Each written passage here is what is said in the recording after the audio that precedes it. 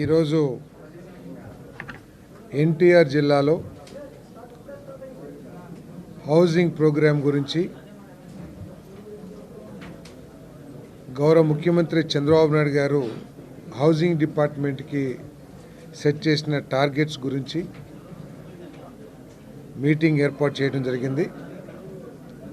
ఈ మీటింగ్కి విచ్చేసిన గౌరవనీయ పార్లమెంట్ సభ్యులు మిత్రులు కేశినేని చిన్ని గారికి, మిత్రులు సహచర శాసనసభ్యులు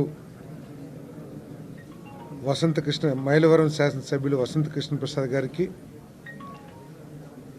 మిత్రులు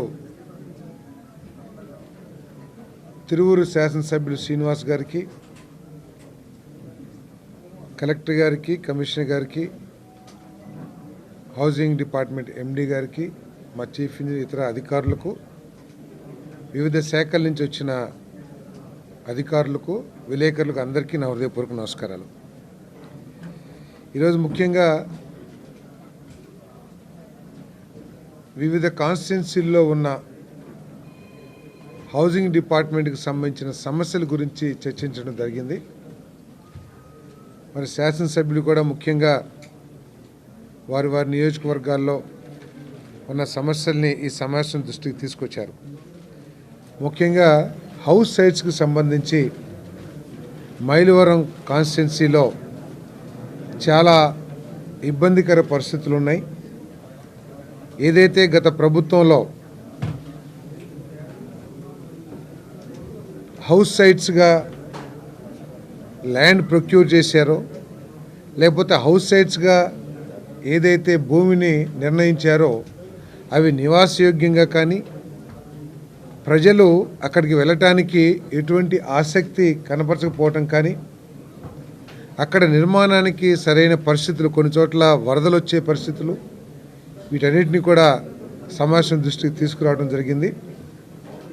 మరి ఈ లేఅవుట్ని మార్చాలంటే మళ్ళీ ల్యాండ్ ఎక్విజిషన్ చేయటమో లేదా ప్రభుత్వ భూముల్ని గుర్తించడం చేయాల్సిన అవసరం ఉంది. కాబట్టి మరి గౌరవ ముఖ్యమంత్రి గారి దృష్టికి తీసుకువెళ్ళి ఈ విషయంలో తగు నిర్ణయం తీసుకుంటామని చెప్పేసి కూడా మనవి చేస్తా ఉన్నాను. దీంట్లో ముఖ్యంగా అర్థమైంది ఏమిటంటే, గత ప్రభుత్వం ల్యాండ్ ఎక్విజిషన్ చేసినప్పుడు సాధ్యాసాధ్యాల్ని పరిశీలించుకోకుండా, అక్కడ ప్రజోపయోగంగా ఉందా, నివాసయోగ్యంగా ఉందా అనే పరిస్థితుల్ని చూడుకోకుండా మనం నెంబర్ కోసం ప్రయత్నం చేసినట్లు ల్యాండ్ ఎక్విజిషన్ చేసిన పరిస్థితులు కనపడతా ఉన్నాయి. అదేవిధంగా ఫిల్లింగ్ సమస్య, అంటే మనం ప్లింత్ కట్టుకున్న తర్వాత ఏదైతే ఫిల్లింగ్ చేయాలో మట్టి అందుబాటులో లేకపోవటం కానివ్వండి, లేకపోతే మట్టి కోసం పర్మిషన్స్ రాకపోవటం కానివ్వండి, దాని మూలంగా గృహ నిర్మాణంలో కొంత సమస్య వస్తుందని మరి అధికారులు దృష్టికి తీసుకొచ్చారు. మరి ఈ విషయంలో హౌసింగ్ డిపార్ట్మెంట్ ఒక ఆలోచన చేసింది.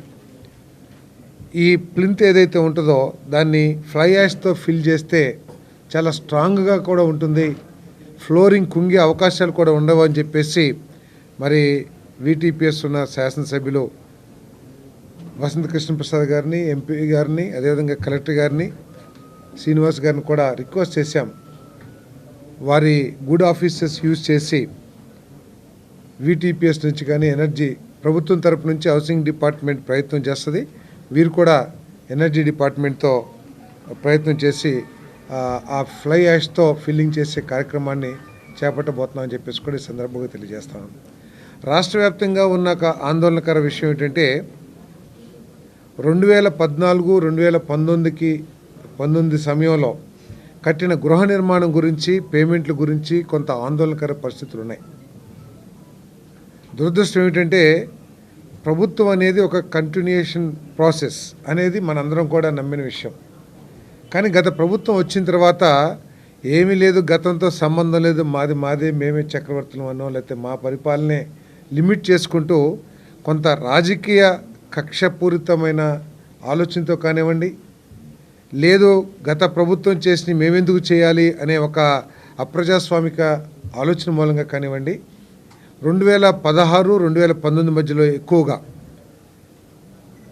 నిర్మాణం చేసిన ఇళ్ళకి ప్రభుత్వం శాంక్షన్ చేసిన వాళ్ళకి టోకెన్ ఆఫ్ యాక్సెప్టెన్స్ కింద రూపాయి అకౌంట్లో ట్రాన్స్ఫర్ చేసినా లేదు కొంత పేమెంట్ ఇచ్చినా కూడా వాడికి పేమెంట్ లేకపోకుండా ఈ లబ్ధిదారులందరూ కూడా ఇబ్బంది పెట్టిన పరిస్థితి నేను మీ దృష్టికి తీసుకొస్తా ఉన్నాను. నేను ఎందుకు రాజకీయ కక్ష అంటున్నానంటే 2009-2014 వరకు ఏదైతే గృహ నిర్మాణం చేపట్టబడిందో ఆనాటి ప్రభుత్వంలో దానిని చంద్రబాబు నాయుడు గారు ముఖ్యమంత్రి అయిన తర్వాత కంటిన్యూ చేశారు.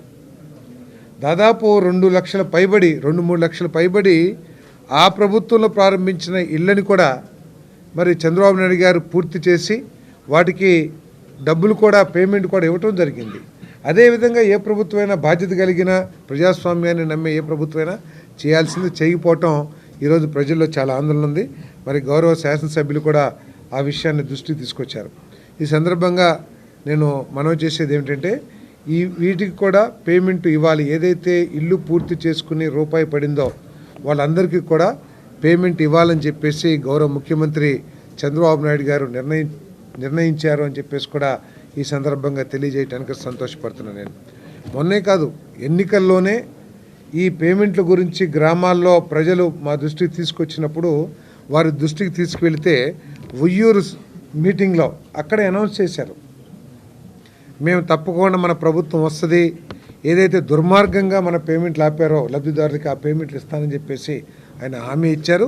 ఆ హామీని అమలు చేస్తానని కూడా ముఖ్యమంత్రి గారు అయిన తర్వాత కూడా చెప్పారు. కాబట్టి దానికి ఎటువంటి ఇబ్బంది లేదని చెప్పేసి కూడా మనవి చేస్తాము.